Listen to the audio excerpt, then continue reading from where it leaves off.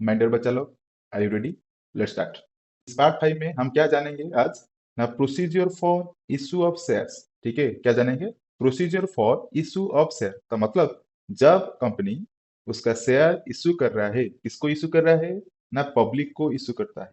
ठीक है, जब पब्लिक को इशू करता है तो पब्लिक को इशू करने के टाइम वो क्या क्या प्रोसीजर को फॉलो करेगा?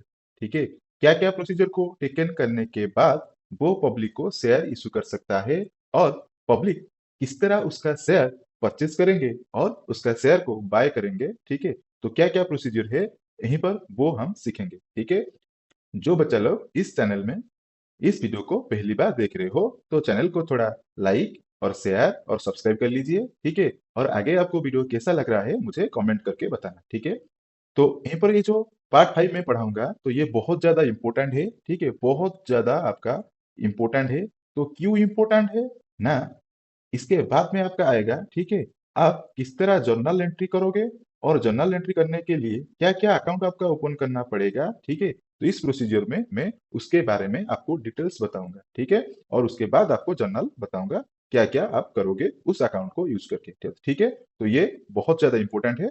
तो एग्जाम ओरिएंटेड के बारे में मैंने आपको पहले से ही बताया है, तो एग्जाम को ओरिएंटेड के लिए नहीं मैं पढ़ाऊंगा। ठीक है, तो चलिए शुरू करते हैं।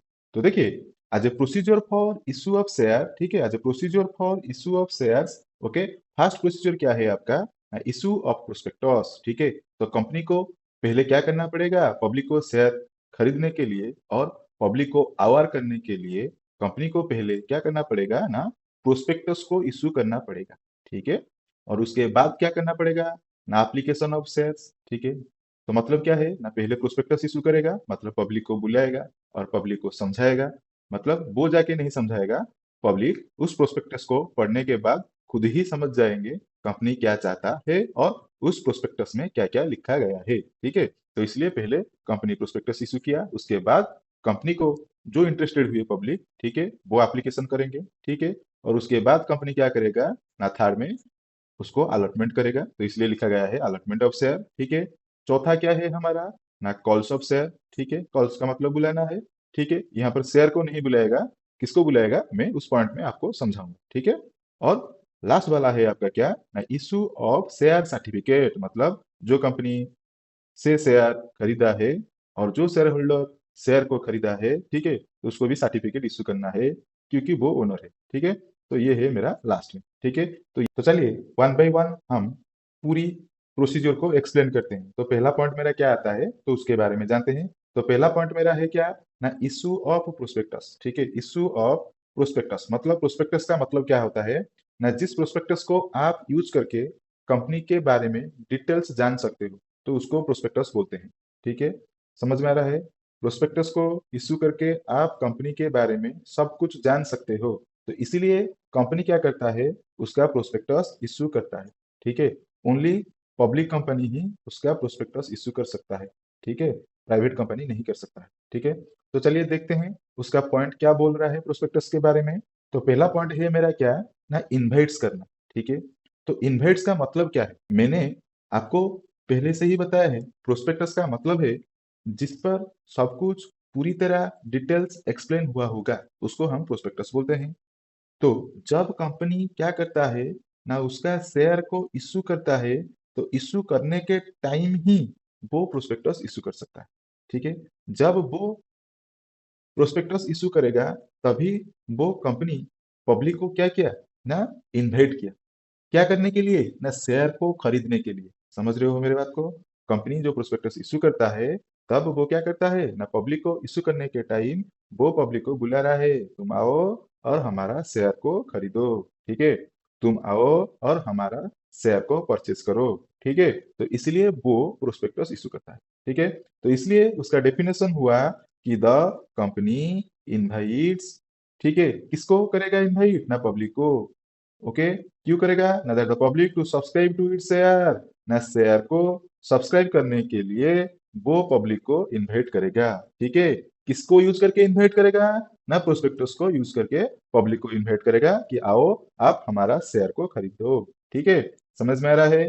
तो दूसरा पॉइंट मेरा क्या है ना, दैट इज कॉल्ड कंटेंट्स। तो उसका मतलब क्या है ना जब आपका प्रोस्पेक्टस इशू होगा तो उस प्रोस्पेक्टस का मेन कंटेंट सब क्या क्या रहेगा। ठीक है, तो कंटेंट क्या क्या रहेगा चलो देखते हैं। यहीं पर लिखा गया है, उस कंटेंट में आपका रहेगा क्या, name of the company, company का नेम क्या है। उसके बाद क्या रहेगा, उसका कैपिटल स्ट्रक्चर, मतलब कौन सी लोग कितना कैपिटल दिए हैं वो भी रहेगा। उसके बाद क्या रहेगा ना, number and price of shares. ठीक है, कितना नंबर और कितना प्राइस से, ठीक है, कितना नंबर और कितना प्राइस से आप शेयर्स को इशू किए हो, उसके बारे में भी कंटेंट्स में होगा। ठीक है, और लास्ट में बोला गया है टर्म्स ऑफ इशू, मतलब किस तरह आप शेयर को इशू करोगे, क्या क्या टर्म है। ठीक है, तो उस टर्म के बारे में भी आपका कंटेंट्स में मिल जाएगा। समझ रहे हो मेरी बात को। तो ये था तो ये था आपका इश्यू ऑफ प्रोस्पेक्टस, मतलब प्रोस्पेक्टस इश्यू करोगे तो ये चीज सब होगा। ठीक है, तो चलो दूसरा पॉइंट की ओर बढ़ते हैं। तो एप्लीकेशन ऑफ शेयर्स का मतलब होता है क्या ना, जब कंपनी क्या करता है ना, उसका प्रोस्पेक्टस इशू करता है, तो प्रोस्पेक्टस के इशू के बाद ही आता है क्या ना, कंपनी में पब्लिक क्या करते हैं ना, जो जितना भी शेयर खरीदना चाहता है वो पहले क्या करते हैं ना, एप्लीकेशन देते हैं शेयर को खरीदने के लिए। ठीक है, तो उसी चीज को ही आप हम बोलते हैं ना एप्लीकेशन ऑफ शेयर्स। ठीक है, समझ रहे हो। तो डेफिनेशन क्या हुआ और उसका मीनिंग क्या हुआ चलो देखते हैं। तो उसका मीनिंग ये हुआ कि एन ऑफर बाय, ठीक है, an offer by the prospective share holders to take the shares of the company, मतलब जो लोग और जो पब्लिक शेयर खरीदने के लिए, ठीक है, चाहते हैं वो क्या करते हैं ना, एप्लीकेशन देते हैं। तो इसलिए यहीं पर वही चीज लिखा गया है कि an offer by the prospective share holders, जो शेयर होल्डर चाहते हैं to take the share of the company, वो एप्लीकेशन देते हैं। समझ में आ रहा है, तो ठीक उसी चीज लिखा गया है। ओके, तो ऑफर करते हैं किसके द्वारा होता है ना, bye the prospective share holders, मतलब जो शेयर होल्डर चाहते हैं वो एप्लीकेशन देते हैं, तो उसको शेयर एप्लीकेशन बोलते हैं। ठीक है, ये है मेरा पहला पॉइंट। तो सेकंड पॉइंट क्या है चलो देखते हैं। सेकंड पॉइंट है हमारा अमाउंट्स। ठीक है, तो उसका मतलब क्या है ना, यहीं पर हमने बोला कि जो लोग चाहते हैं तो इसलिए वो एप्लीकेशन देते हैं। तो एप्लीकेशन को देने का टाइम, ठीक है, जब पब्लिक एप्लीकेशन देते हैं शेयर खरीदने के लिए, ठीक है, वो ओनली एप्लीकेशन नहीं देते हैं, एप्लीकेशन के साथ उसका अमाउंट भी देते हैं। ठीक है, और जो अमाउंट देते हैं वो कितना होता है चलो देखते हैं ना। वो बोला गया है कि that the amount collected from this time, जो अमाउंट कलेक्टेड होता है वही टाइम, उस अमाउंट को हम क्या बोलते हैं ना, कॉल्ड एप्लीकेशन मनी। ठीक है, समझ गए। जब एप्लीकेशन देते हैं तो एप्लीकेशन के टाइम वो कुछ अमाउंट भी देते हैं, उस अमाउंट को हम बोलते हैं क्या ना, एप्लीकेशन मनी। ठीक है, क्योंकि एप्लीकेशन के टाइम, ठीक है, क्योंकि एप्लीकेशन के टाइम वो कलेक्शन होता है, तो इसलिए उसको हम बोलते हैं एप्लीकेशन मनी। ठीक है, तो तीसरा पॉइंट क्या है चलो देखते हैं। तीसरा पॉइंट है नॉमिनल वैल्यू। तो नॉमिनल वैल्यू का मतलब क्या है ना, जो पब्लिक एप्लीकेशन मनी देते हैं, ठीक है, तो उनको कितना अमाउंट देना पड़ता है। ठीक है, क्योंकि जब आप प्रोस्पेक्टस इशू किए होंगे तो मैंने क्या बोला ना, जब, ठीक है, कंपनी उसका प्रोस्पेक्टस इशू किया होगा उसी टाइम वही प्रोस्पेक्टस पे ही लिखा गया होगा। ठीक है, तो एप्लीकेशन जो देना चाहते हैं वो कितना मनी, ठीक है, एप्लीकेशन के टाइम देंगे वो लिखा गया होगा। ठीक है, तो तभी जो शेयर होल्डर शेयर खरीदने के लिए चाहते हैं उसी एप्लीकेशन के टाइम वो एप्लीकेशन मनी देते हैं। हाँ या ना। तो तभी वो जो एप्लीकेशन मनी देंगे तो एप्लीकेशन मनी कितना देना चाहिए, ठीक है, वही चीज है नॉमिनल वैल्यू, कितना देना चाहिए। ओके, तो कितना वो देते हैं वहीं पर लिखा गया है that the money must not less than 5%। ठीक है, 5% से कम नहीं होना चाहिए। ठीक है, जो 5% कम नहीं होना चाहिए मैंने बोला, ठीक है, वो कंपनी का जो एक्ट है आपका 2013, ठीक है, उसका एक सेक्शन है, जो सेक्शन है क्या आपका 39, उसी सेक्शन ही बोलता है कि आपको क्या करना है ना, जब एप्लीकेशन देना है, ठीक है, उसी टाइम आपको जो शेयर जितना प्राइस में इशू किया गया होगा उसका, ठीक है, 5% ही देना चाहिए। ओके, उससे कम नहीं होना चाहिए। ठीक है, इसलिए लिखा गया है must not less than 5% of the shares, ठीक है, as per the section 39 of companies act 2013। ठीक है, तो इतना ही देना चाहिए। ठीक है, तो चलो नेक्स्ट लिखा गया है अकाउंट। तो मतलब यहीं पर मैंने जो लिखा जितना भी अमाउंट आपका आएगा तो वहीं पर आपको क्या करना है, तो एप्लीकेशन का मनी आएगा। तो एप्लीकेशन का मनी आएगा तो उस मनी को आपको क्या करना है, मेंटेन करना है। ठीक है, तो मेंटेन करोगे तो क्या अकाउंट ओपन करोगे। ठीक है, तो जो अकाउंट ओपन करोगे तो उसको बोलोगे क्या ना, शेयर एप्लीकेशन अकाउंट, क्योंकि आपका एप्लीकेशन का मनी आ रहा है तो इसलिए आपको क्या करना है ना, शेयर एप्लीकेशन का अकाउंट ओपन करना है। समझ गए मेरी बात को? ठीक है। तो चलो नेक्स्ट पॉइंट क्या है देखते हैं। नेक्स्ट पॉइंट है टाइप्स ऑफ अकाउंट। ठीक है, यहीं पर जो आपने शेयर एप्लीकेशन का अकाउंट ओपन किया है, ठीक है, उस अकाउंट हमारा टाइप्स ऑफ अकाउंट क्या होता है आपको पता है क्या? पता है? तो वो क्या होता है ना, रिप्रेजेंटेटिव पर्सनल अकाउंट होता है। क्या होता है ना, रिप्रेजेंटेटिव पर्सनल अकाउंट होता है। तो वहीं पर मैं क्वेश्चन पूछता हूँ आपको, क्यों रिप्रेजेंटेटिव पर्सनल अकाउंट होता है? क्यों रिप्रेजेंटेटिव पर्सनल होता है आपको आता है क्या? आंसर मुझे कमेंट में करिए। तो क्यों होता है? क्योंकि चलो देखते हैं यहीं पर मेरा जो नेक्स्ट पॉइंट है वो क्या है ना, अलॉटमेंट ऑफ शेयर। तो अलॉटमेंट ऑफ शेयर का मतलब क्या है ना, अलॉटमेंट ऑफ शेयर का मतलब है, ठीक है, कंपनी शेयर जब रिसीव करता है, ठीक है, कंपनी जब एप्लीकेशन का मनी रिसीव करता है शेयर होल्डर को, कंपनी जब एप्लीकेशन मनी रिसीव करता है, ठीक है, कहाँ से रिसीव करता है ना, शेयर होल्डर से रिसीव करता है। जब शेयर होल्डर से वो एप्लीकेशन मनी रिसीव किया होगा, ठीक है, तभी हम उसको शेयर होल्डर नहीं बोल सकते, ठीक है, तभी हम उसको पब्लिक ही बोलेंगे। समझ रहे हो मेरी बात को? तो तभी क्या करना है ना, कंपनी को एप्लीकेशन जब रिसीव करेगा तभी क्या करेगा कंपनी ना, उनको, ठीक है, एक अलॉटेड करेगा कि ये शेयर आपका हुआ है, ठीक है। तो उसी चीज को ही बोलेंगे अलॉटमेंट, ठीक है। जितना भी एप्लीकेशन रिसीव होगा उन सबको एक एक्सेप्टेंस पहले सेंड किया जाएगा, ठीक है। कौन करेगा? कंपनी करेगा। किसको करेगा ना, प्रोस्पेक्टिव शेयर होल्डर को करेगा, ठीक है। तो डेफिनेशन क्या है वो चलो देखते हैं। तो उसका मीन ये है ना, एक्सेप्टेंस ऑफ शेयर एप्लीकेशन, ठीक है, acceptance of share application sent by the, ठीक है, सेंट बाय द कंपनी, ठीक है, sent by the company to prospective share holders. एक एक्सेप्टेंस सेंड करेगा। कौन सेंड करेगा ना, कंपनी सेंड करेगा। किसको सेंड करेगा ना, प्रोस्पेक्टिव शेयर होल्डर को करेगा, ठीक है, जो प्रोस्पेक्टिव शेयर होल्डर शेयर लेने के लिए बैठे हैं और शेयर लेने के लिए एप्लीकेशन दिए हैं, ठीक है। तो दूसरा पॉइंट क्या है चलो देखते हैं ना, इश्यूज। तो इश्यूज का मतलब क्या है ना, जब कंपनी, ठीक है, सेंड करेगा एक एक्सेप्टेंस, तभी कंपनी उनको एक लेटर इशू करेगा और एक सर्टिफिकेट इशू करेगा, ठीक है, किसको ना, प्रोस्पेक्टिव शेयर होल्डर को, ठीक है।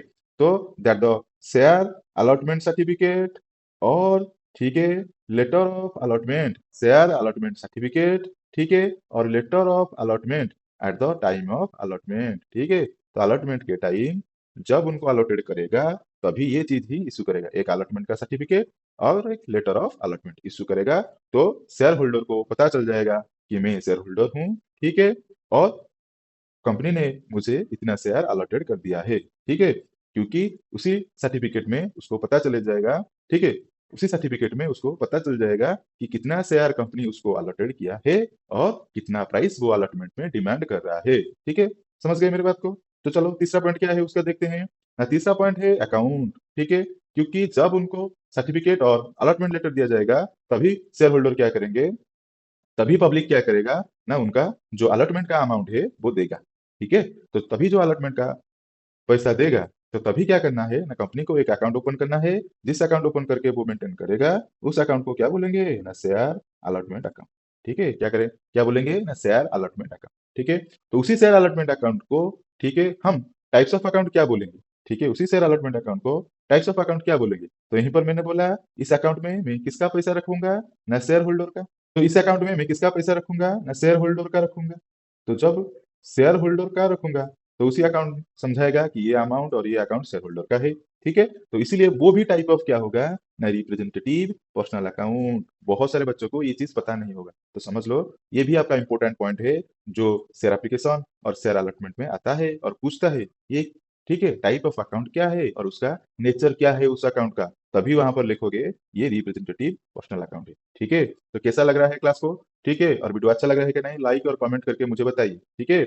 और अच्छा लग रहा है तो कमेंट जरूर करना, ठीक है, और लाइक भी करना, ठीक है। ओके, तो चलो देखते हैं अब नेक्स्ट पॉइंट क्या है अलॉटमेंट के बाद, ठीक है। तो नेक्स्ट पॉइंट है हमारा क्या ना, कॉल्स ऑफ शेयर्स, ठीक है, कॉल्स ऑफ शेयर्स। तो कॉल्स का मतलब यहीं पर पता चलता होगा, कॉल्स का मतलब, ठीक है, बुलाना और कहना, ठीक है। ये कॉल का मतलब ये नहीं है कॉल करना, फोन से डायल करके कॉल करना, ठीक है। इसी कॉल का मतलब है कि हम क्या करते हैं, मांगते हैं, ठीक है, और बुलाते हैं और कहते हैं, ये तीनों चीज कह सकते हैं, ठीक है। तो मतलब ये है कि कंपनी एप्लीकेशन कर लिया, अलॉटमेंट कर लिया, ठीक है। उसके बाद कंपनी क्या करेगा, नया शेयर होल्डर को कॉल करेगा। क्यों कॉल करेगा, चलो उसका मीनिंग में देखते हैं, उसका मीनिंग में है। तो मीनिंग क्या बोलता है देखो, तो मीनिंग ये बोलता है कि आफ्टर एप्लीकेशन, ठीक है, आफ्टर एप्लीकेशन एंड अलॉटमेंट, जब आपका एप्लीकेशन खत्म हो जाएगा और अलॉटमेंट खत्म हो जाएगा, तभी जितना भी अमाउंट बचा होगा, ठीक है, कौन देने के लिए, ना जो पब्लिक शेयर लिए है और जो प्रोस्पेक्टिव शेयर होल्डर है, जितना भी शेयर लिया है वो एप्लीकेशन भी दे दिया है, ठीक है, और वो अलॉटमेंट भी दे दिया है, ठीक है। और जो बैलेंस अमाउंट बच गया है, उस बैलेंस अमाउंट को, ठीक है, उस बैलेंस अमाउंट को हम कलेक्टेड करेंगे इन इंस्टॉलमेंट्स, ठीक है। उसी इंस्टॉलमेंट को आप बोलोगे क्या, कॉल्ड कॉल्स, तो उसको कॉल्स ही बोलोगे। समझ गए मेरी बात को, एप्लीकेशन और अलॉटमेंट खत्म हुआ है, तभी जो रेस्ट अमाउंट बच गया है, ठीक है, तो उसको आप बैलेंस बोलोगे। उस बैलेंस को आपको इंस्टॉलमेंट बेसिस में लाना है, उसी इंस्टॉलमेंट को कॉल्स बोल सकते हैं, ठीक है। समझ गए, हाँ या ना। क्योंकि जब कंपनी प्रोस्पेक्टस इशू किया होगा, तभी वो लिख दिया होगा कितना अमाउंट एप्लीकेशन में चाहिए, ठीक है, कितना अमाउंट, मैंने क्या बोला, कितना अमाउंट मेरा एप्लीकेशन में चाहिए, कितना अमाउंट मेरा अलॉटमेंट में चाहिए, कितना अमाउंट मेरा कॉल्स पे चाहिए, ठीक है, वो सब कुछ लिख देगा, ठीक है। क्योंकि मैंने आपको प्रीवियसली बोला था, सपोज मैं यहीं पर एक एग्जांपल लूंगा कि कंपनी ने जितना share, company suppose 5000 share issue किया है, कितना शेयर इशू किया है, 5000 शेयर इशू किया है, ओके। तो उसी का पर शेयर का वैल्यू है कितना, ना 100 रुपीज, कितना ना, पर शेयर का वैल्यू है मेरा कितना, 100 रुपीज, ठीक है। उसी 100 रुपीज को मैं पब्लिक के पास से एट ए टाइम नहीं कलेक्ट करूंगा, ठीक है, उसी 100 रुपीज को मैं पब्लिक के पास से एट ए टाइम कलेक्ट नहीं करूंगा। उसी अमाउंट को मैं, ठीक है, एप्लीकेशन के टाइम कुछ कलेक्ट कर लूंगा, अलॉटमेंट में कुछ कर लूंगा, कॉल्स में कुछ कर लूंगा। जैसे कि यहीं पर बोल सकते हो, सपोज मैंने एप्लीकेशन के टाइम उससे 30 रुपीज लिया, सपोज मैंने अलॉटमेंट में टाइम 60 रुपीज लिया, ठीक है, एप्लीकेशन में 30 ले लिया, अलॉटमेंट में 60 ले लिया, बाकी जो है कितना है ना, ये हो गया 90 और 10 है, मैं 10 ले लिया कॉल्स में, हो गया, ठीक है। वही चीज मैं बता रहा हूँ, एप्लीकेशन अलॉटमेंट खत्म होने के बाद कॉल आएगा और उसी कॉल को आप इंस्टॉलमेंट भी कलेक्शन कर सकते हो। समझ गए, तो चलो दूसरा पॉइंट क्या है देखते हैं ना, अकाउंट, ठीक है, सबका तो अकाउंट ओपन कर रहे हो, उसका भी अकाउंट ओपन करोगे, तो उस अकाउंट को आप क्या करोगे ना, दैट इज कॉल्ड, सॉरी ये पर एक मिस्टेक हो गया है, that is called share, allotment नहीं होगा, that is called share calls, ठीक है, दैट इज कॉल्ड क्या, शेयर कॉल्स अकाउंट, ओके। तो यहीं पर मिस्टेक हो गया है, अलॉटमेंट के time calls, okay, prepare share calls account, ठीक है, और शेयर कॉल भी लिख सकते हैं, ठीक है। तो उसी शेयर कॉल का अकाउंट, आपका टाइप ऑफ अकाउंट क्या होगा, वही चीज, क्योंकि वहीं पर शेयर होल्डर का व प्रोस्पेक्टिव शेयर होल्डर का अमाउंट रहता है, तो इसलिए वो टाइप ऑफ अकाउंट क्या होगा ना, रिप्रेजेंटेटिव पर्सनल अकाउंट होगा, क्या होगा ना, रिप्रेजेंटेटिव पर्सनल अकाउंट होगा। समझ गए मेरी बात को, ठीक है, हो गया कंप्लीट। तो चलो यहीं पर और कुछ चीजें, जो चीज को हम यहीं पर बोलते हैं एज पर प्रोविजन। तो एज पर प्रोविजन में जो जो चीज मैं बोलूंगा वो आपके लिए वेरी वेरी इंपॉर्टेंट है फॉर योर एग्जाम, ठीक है, for your exam it is the very very important, okay. तो क्या क्या प्रोविजन है, चलो देखते हैं। तो पहला वाला आ गया कॉल मनी, ठीक है, मैंने यहीं पर लिख दिया है कि इंस्टॉलमेंट बेसिस में लाना है, तो इंस्टॉलमेंट बेसिस में लाओगे तो कॉल मनी को आप कितना रुपए कलेक्शन करोगे, that is not exceed 25% of the face value. मतलब कंपनी, यहीं पर जो मैंने एग्जांपल में बोला कि पर शेयर 100 रुपीज है, that is my face value, okay. उसी फेस वैल्यू से आप जितना भी कलेक्शन करोगे कॉल का अमाउंट, वो क्या नहीं होगा ना, 25% से कम नहीं होगा, ठीक है, 25% से कम नहीं होगा, इसमें लिख दिया है not exceed 25% of the face value, उससे ज्यादा नहीं कर सकते, कंप्लीट, ओके। जितना भी अमाउंट हुआ होगा आप और कुछ कॉल कर सकते हो, ठीक है, मतलब और कुछ कॉल कर सकते हो। तो इंस्टॉलमेंट का मतलब एक इंस्टॉलमेंट में नहीं हुआ तो दूसरा ले सकता हूँ, ठीक है, दूसरा नहीं हुआ तो तीसरा भी ले सकता हूँ, ठीक है, इसमें कोई दिक्कत नहीं। लेकिन कॉल में, कॉल के टाइम जितना भी अमाउंट मैं लूंगा वो 25% से एक्सीड नहीं होगा, समझ लो मेरी बात, ठीक है। तो चलो अब दूसरा प्रोविजन क्या है देखते हैं। तो दूसरा प्रोविजन क्या है ना, that is the gap between two calls. तो अभी मैंने बोला कि आप इंस्टॉलमेंट में एक इंस्टॉलमेंट भी कर सकते हो, दूसरा भी कर सकते हो, तीसरा भी कर सकते हो, मतलब जितने टाइम में आपका कलेक्शन नहीं होगा तो आप उतना कॉल कर सकते हो, ठीक है, कोई प्रेशर नहीं शेयर होल्डर को, ओके। तो उतना कॉल करोगे तो कॉल के भी, ठीक है, जो फर्स्ट कॉल होगा, फर्स्ट कॉल के बाद क्या होगा, फर्स्ट कॉल होगा, फर्स्ट कॉल में सेकंड कॉल होगा, तो यहीं पर जो गैप होगा, तो गैप आप कितना दोगे, ठीक है, एक कॉल से दूसरे कॉल, दूसरे कॉल से तीसरे कॉल, ठीक है। तो गैप मेरा कितना रहेगा, that is not be less than 1 month, okay, 1 month से कम नहीं होगा, ओके, 30 डेज और 1 मंथ ही देना चाहिए एक कॉल से दूसरे कॉल का गैप। ओके, समझ गए? तो चलो तीसरा प्रोविजन क्या है दिखाता हूँ। तो तीसरा प्रोविजन है that is number of calls, क्योंकि सभी लोगों का डाउट आ रहा होगा। सर बोल रहे हैं कि यहाँ पर एक कॉल हो सकता है, दूसरा हो सकता है, तीसरा हो सकता है, चौथा भी हो सकता है, तो कितना कर सकते हैं? हाँ, अनलिमिटेड। ठीक है जी, ठीक है, अनलिमिटेड। ओके, क्योंकि that is depends on company, that is depends on company, वो कंपनी के ऊपर डिपेंड करता है आप कितना कॉल कर सकते हो। ठीक है, कोई प्रेशर नहीं। ठीक है, समझ गए? तो कॉल्स ऑफ शेयर क्या है, कैसा लग रहा है? लाइक जरूर करना, ठीक है। तो चलो नेक्स्ट पॉइंट क्या है प्रोसीजर का देखते हैं।